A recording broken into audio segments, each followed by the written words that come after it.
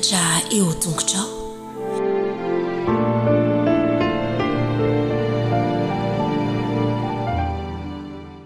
Tonga eo amin'ny fotoanany zazakely sy ny zaza-minonotra antsika.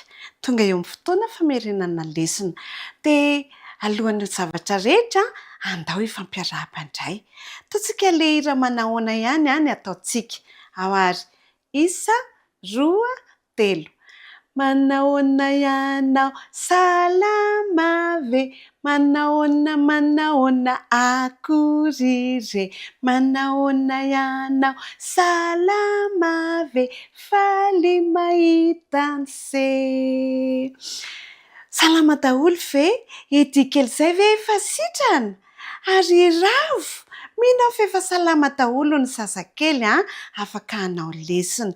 Andehantsika hivavaka ary akambana ny tanana, ahondrika ny loha, akipina ny maso. Jesosy malalo, misaotra anao izahay fa mbola nitahinao afaka hamerina lesona. Ampio izahay mba tsy hitabataba, mba tsy hadiditra fa hiaino tsara. Misaotra Jesosy malalo. Amen. Eny ary andeha hamerina ny lesona fahafiry moa tsika izao. Lesona fahafito. Efa be dia be angeza ny lesona fahafito izany. Mahay manisan'izany ve ny zazakely? Ao fa tsy manena fa efa mahay lesona fahafito isika izao. Inona ary ny lohateny? Inona ny lohateny? Ao miara-mamerina aorianan'isa 3, 2, 3. Afaka manampy ny hafa aho. Averina. Afaka manampy ny hafa aho. Tsy anjery manao hoe izany zavatra izany no andidiko anareo mba hifankatiavanareo. Averina ary. Izany zavatra izany no andidiko anareo mba hifankatiavanareo. Eny ary ao ary manao fampiarana kely. Akombina mafy be ny tanana. Haingana hoe miaraka manakombina atao tanana anankiroa. Akombina mafy be hoe. Ao, nefa. Mahay, bravo. Mahay. Dia atsotra. Atao mitsotra ohatran'izao indray ary. Ao, mahay zazakely. Eny ary, inona ny dikan'izany?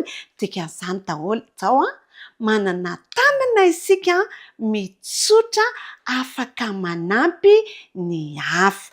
Afaka manampy ny olona rehetrarehetra ao an-trano.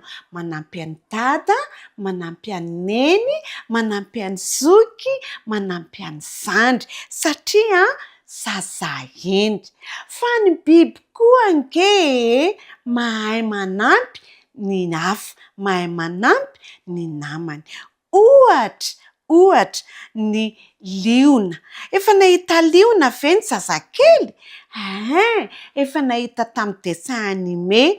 Dia ireny liona ireny rehefa miaraka mipetraka ry zareo ao amin'ny tarika anankiray maromaro betsabetsaka dia mifanampy izy. Ahoana ny ataony? Ny maman'zareo mandeha mitady sakafo. Mandeha any alavitra any manenjika bibikely atao sakafo. Dia rehefa mahazo izy dia hoentiny omeny ny zanany. Dia ny liona lehilahy miaro an'ilay liona kely fa sao dia misy mamono ange liona kely dia izany ny asan'ny liona lehilahy. Dia mahafinaritra be ny fiarahamonina zareo. Misy biby hafa koa. Izay ny liona fa misy biby hafa ny alika. Mahafantatra alika? Ao an-trano indray misy alika ao. Ahoana ny feon'ny alika atao hoe? Zany, vovoatra izany ange ny alika. Dia ny alika raka izy namana mahafinaritra be. Azo ampianarina ny alika mba hiambina tanàna. Dia manampy ny olona ao an-trano koa ange ny alika satria miambina ny tanàna izy. Dia ny olona koa manampy ny alika satria manome inona? Manome sakafo. Bravo fa mahay ange zazakely manome sakafo. Dia ny alika izany manampy ny olona miambina tanàna.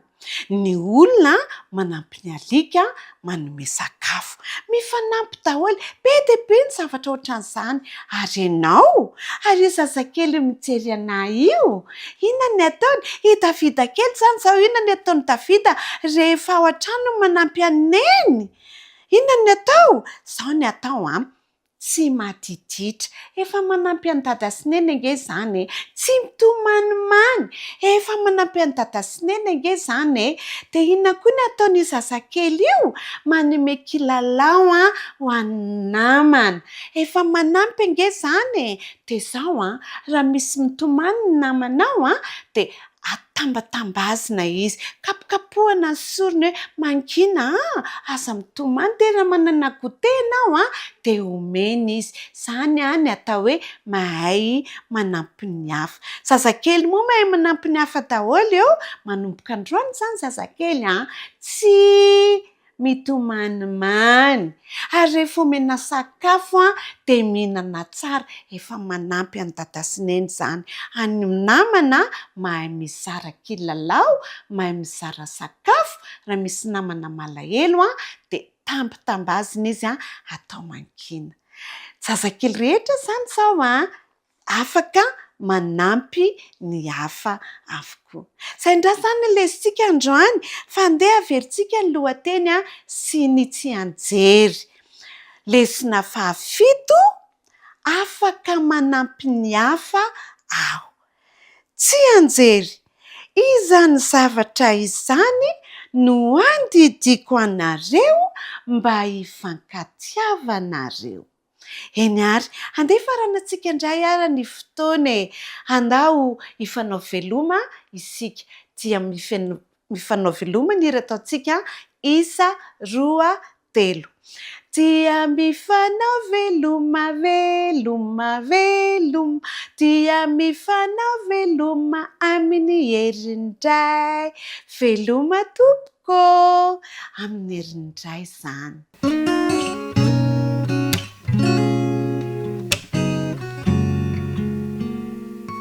Saotra n'Andriamanitra indray isika fa nanamboatra amin'ny fotoana izy dia tsy adino ny sasaboto fa nomeny sabata fitsaharana. Afaka miaraka amin'Andriamanitra inge isika amin'izao sabata izao dia hianatra ny teny indray izany isika mitondra ny lohateny hoe midira ao an-tranoko. Afaka mangataka an'i Jesosy isika hoe midira ao an-tranoko. Andao ary aloha hiaraka hivavaka e. Andriamanitra, misaotra anao izay no fikarakaranao anay indray. Dia tena fanirianay mihitsy hoe midira ato an-tranonay Jesosy mitoera ao. Amin'ny anaranao no angatana hivavaka. Amen. Salama tsara daholo nareo Isaorantsika Andriamanitra noho ny fitahiany antsika tsiraray avy. Ny teny natao tadidy indray dia ao amin'ny asan'ny apôstôly toko 4:20, andiny 5:20. Enonge midira ao an-tranoko ka mitoera ao. Midira ao an-tranoko ka mitoera ao.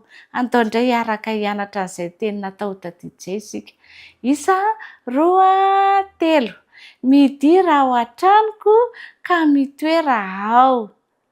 Dia arao indray nge ny tantarantsika fa mahafinaritra be. Manasa anareo rehetra mba ho endry tsara. Ny diridiry ny mason'i Paoly. Hoy izy tamin'ny Silasy sy Timoty ary lioka namana. Ry be torimaso mifoaza amin'izay andao any Makedonia isika. Nisokatra ny masony izay tena mbola mamy ny torimaso Silasy sy Timoty ary lioka. Andeha ho aiza isika hoy ianao. Dia hoy Timoty nanontany. Izao no fanazavany Paoly tamin'ny Kafanampo. Nomen'Andriamanitra fahitana alina hitako tamin'izany fa nisy lehilahy iray niangavy ao any Makedonia mba hampianatra ny vaovao mahafaly momba an'i Jesosy eo an-tanànany. Nividy tapa-kila Paoly sy ny namany ary niditra tao amin'ny sambon-dranomasina lehibe anankiray. Lalandavitra tokoa makany Makedonia nefa nandefa rivo mahery Andriamanitra mba hanosika ilay sambo andeha haingana kokoa. Afaka 5 andro taty aoriana dia niantsona tany Makedonia ilay sambo. Rehefa izany i Paoly sy ny namany dia nandeha tany amin'ny tanàn-dehibe izay sady feno fifamoivoizana no manana ny lanjany tokoa nantsoina hoe Filipy.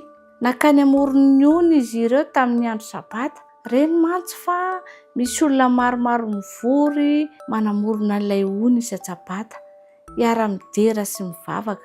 Rehefa nandeha nanamorona ny rano izy ireo dia nahita vehivavy maromaro. Maro ny olona tamin'izany fotoana izany no nihevitra ny vehivavy fotsy manan-danja firy.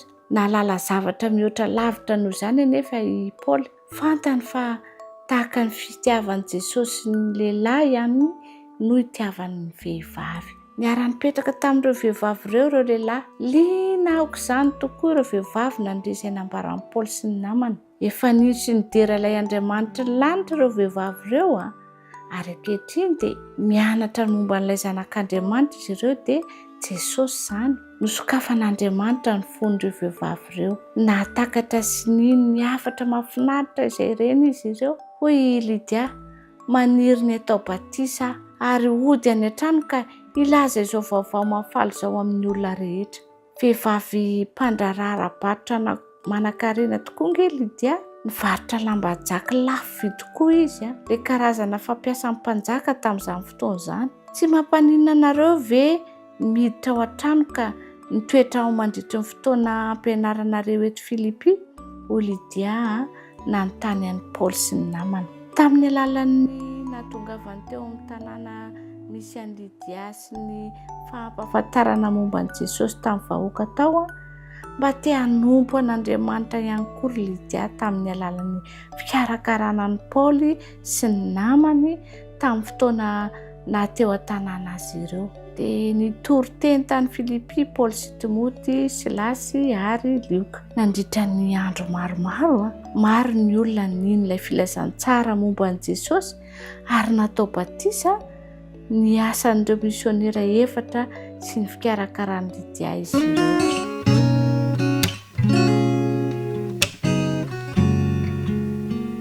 Faly miarahaba ny ankizy rehetra indray tratro ty sabata mahafinaritra ity ny tenako ary manonona mandrakariva ny fahasoavan'i Jesosy ho aminareo rakizy. Inona re ny afatra tian'i Jesosy ho ampitaina amintsika? Mandresy Andriamanitra ary dia mandresy koa itsika zanak'Andriamanitra. Noho izany rakizy dia afaka manantena fandresena mandrakariva itsika satria ilay Andriamanitra izay itopoantsika sy vavantsika dia mandresy mandrakariva ary izany no ambaran'ny tantarantsika ka dia manasa anao hanaraka ny tantarantsika amin'ny mpitiavana. Efa mba nandeha tamin'ny mariage ve ianao? Inona ny zavatra tadidinao? Ireo akanjo tsara tarehy ve? Sa ireo olona tsara tarehy? Sa ireo voninkazo na ny mozika nafinaritra? Sa ireo sakafo mampilendalenda sy ireo zava-pisotro? Nafinaritra anao ve ny tany? Jesosy korakizy dia tia makany amin'ny mariage. Nameno ny trano ireo vahiny nasaina tamin'ilay fampakaram-bady tao Kana. Tany Galili, feno olona hatrany amin'ny tokotany inge. Feo fifaliana, feo kira mafinaritra ary heno mameno ny efitrano. Tena tonga lafatra tokoa inge izany takariva izany. Nijery ny manodidina azy ary Maria nankafy ireo zavatra hitany. Faly dia faly tokoa ny endrik'ireo namany. Dia ny ray aman-dreniny mpapakatra izany. Raha mbola teo ampijerena ireo namany nefa Maria dia inona izy mpanompo iray niazakazaka nanatona azy. Nalahelo ange ny endriny, niondrika izy ary nipitsipitsika taminy. Tsy misy divay intsony, nanjavona ntsika teo amin'ny tavan'i Maria. Niketrona ny andriny, sahiran-tsaina tamin'izany izy. Jery nanodidina azy aingana izy. Foana ireo siny lehibe izay tokony nisy ranom-boaloboka be dia be. Hahatonga ny lanonana hifarana ao anatin'ny fotoana fohy izany ny fahalaniny ity ranom-boaloboka ity. Andeha hody izany ireo vahiny. Fantatry Maria tsara nefa ny fahadisom-panantenana sy ny fahafambaraka terak'izany amin'ny fianakavian'ny mpapakatra. Nahatsiaro tena ho tompon'andraikitra tamin'izany Maria. Saingy inona re no azonao taony? Efa nikatona ny tsena. Tsy misy fomba nahafana ny vidy ranom-boankazo intsony. Tsy misy zavatra azo atao. Sa nisy? Rehefa izany dia nieritreritra ny fomba tsara indrindra hamahana olana ange Maria. Tsy iza izany vahaolana izany fa Jesosy. Anisan'ireo nasaina tao amin'ilay fampakaram-bady mantsy rakizy Jesosy sy ny mpianany. Teny azakazaka nakeny amin'i Jesosy ange Maria tsy manana divay intsony izy ireo hoy izy taminy. Sahiran-tsaina mafy, azon'i Jesosy an-tsaina ny fahasarotany toe-javatra ny tranga. Sainginina ary izao no azony atao raha vehivavy. Nahoana no izany ho ilazanao izany? Izany no nanontanian'i Jesosy azy tampahalehibe-panahy. Tsy mbola tonga ny fotoanako very fanantenana rakizy Maria. Ny lainy ny maika mihitsy mantsy Jesosy. Azony antoka fa afaka manampy azy izy. Nandroso izy ary nanosika ireo mpanompo teo alohany sady nibaiko hoe ataovy izay asainy ataonareo. Dia nijery ny manodidina azy Jesosy ary nahita sy ny vato lehibe enina nipetraka teo akaikiny teo. Ny siny iray dia mahazaka rano mihoatra ny 20 vata. Izany hoe mihoatra ny 470 litatra rakizy, efa ho 100 litatra izany. Feno rano ireo siny ireo. Hoy ange Jesosy ny teny moramora tamin'ireo mpanompo ka dia niazakazaka nanaraka ny baikon'ireo mpanompo. Vetivety foana dia voafenon'izy ireo tanteraka ireo siny enina ireo. Raha teo ampanaovana izany izy ireo rakizy dia nahatsikaritra zavatra hafa. Tsy ohatry ny rano ilay izy, tsy nanana fofona rano nentin'izy ireo tany amin'ny efitra nisy ny lanonana aingana ilay izy ary nofenoiny ny kapoakan'ilay mpandahatra ny fanasana. Tsy fantatry ity farany ny zavatra ny tranga, ny gainy fotsiny ny kaopiny ary dia ny sotro izy. Ny tsikitsiky izy ary nilaza tamin'ny mpapakatra hoe ny fanaon'ny olona dia ny divay tsara indrindra no arosiny aloha dia izay vao ny divay tsotra. Fa ny ianao kosa dia mbola ny divay tsara indrindra hatramin'izao. Izany ange ny fahagagana voalohany nataon'i Jesosy hitan'ny mpiana ny zavatra ny tranga rehefa nandroso ireo olona hafa i Jesosy. Mbola tsy tapa-kevitra mihoatra noho izany ny ametraka ny finoana eo amin'i Jesosy izy ireo. Ho lasa namany akaiky indrindra izy ireo. Naka namana ho an'Andriamanitra ihany koa nge isika rakizy rehefa manampy ny hafa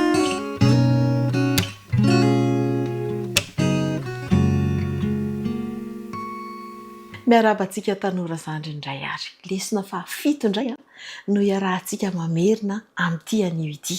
Inona indray ny zavatra nianarantsika. Kanefa mialohan'izay dia andaontsika hiaraka hamerina indray ny lohateny sy ny tsy anjery. Lesona fa 7 aza menatra. Tsy anjery.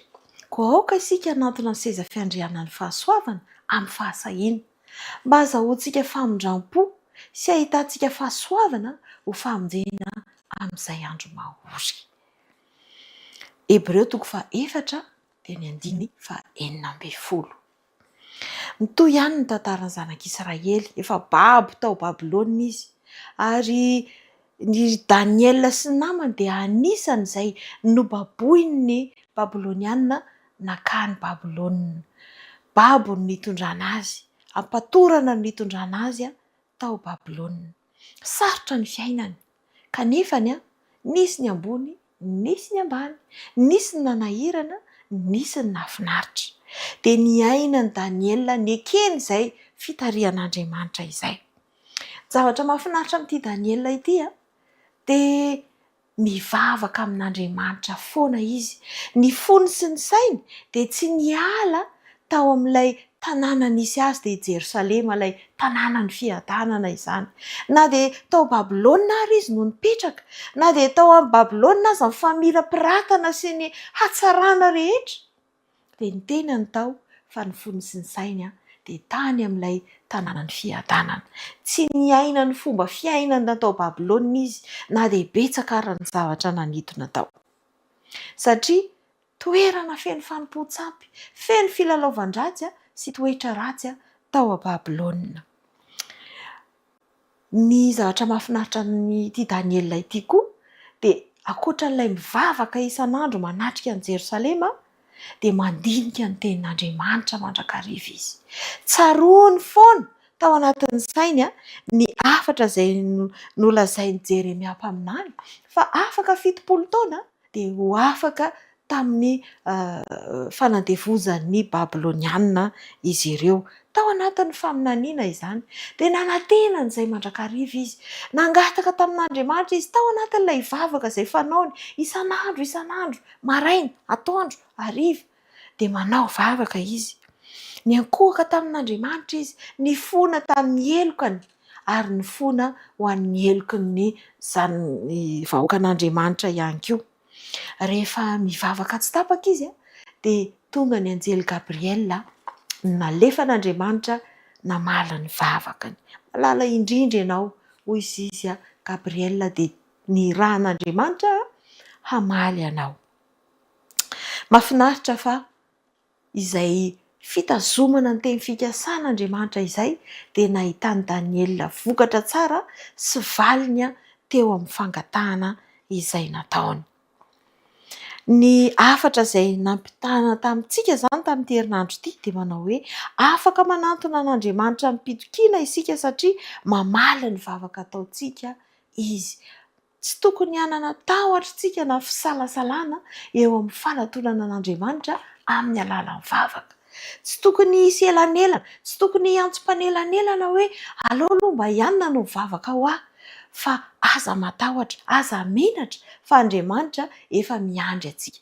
Tahaka an'izay nataon'i Daniela, nivantana tamin'Andriamanitra ny vavaka nataony, ny fangatahany dia nandefa iraka Andriamanitra hamaly ny zavatra nanontanian'i Daniela sy nangatahany. Mampianatra antsika izany ny lesona fa ilaintsika ny mitoky amin'ny teny fikasana nomen'Andriamanitra ary ilaintsika ny manantona avy hatrany an'Andriamanitra rehefa misy zavatra ilaintsika sy angatahantsika. Ny lesona nianarantsika izany nandritry ny herinandro dia nanampy antsika ahafantatra sy ahay fa ampahany tena manan-danja eo amin'ny fanompoam-pivavahana, ny fivavahana sy ny fandalinana ny Baiboly.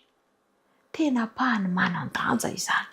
Mila mivavaka isika dia mandalina ny tenin'Andriamanitra isan'andro. Nanampy antsika hatoky ihany koa fa azo atao ny maninona?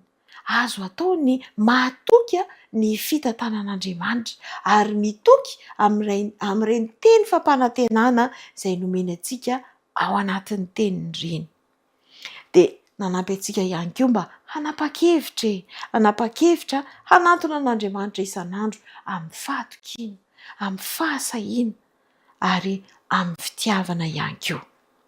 Mino aho fa nanampy antsika indray izay lesona izay mba hahatonga antsika hivavaka, hianatra ny teniny ary tsy salasala manantona an'Andriamanitra. Izay indray ary ny lesona nianarantsika nandritry ny herinandro dia mirary soa ny tanora zandriny mazotoa mandrakariva mianatra ny teniny fa hanampy antsika hitombo hatrany hatrany eo amin'ny fanarahana an'Andriamanitra izany. Mandram-peona indray ary.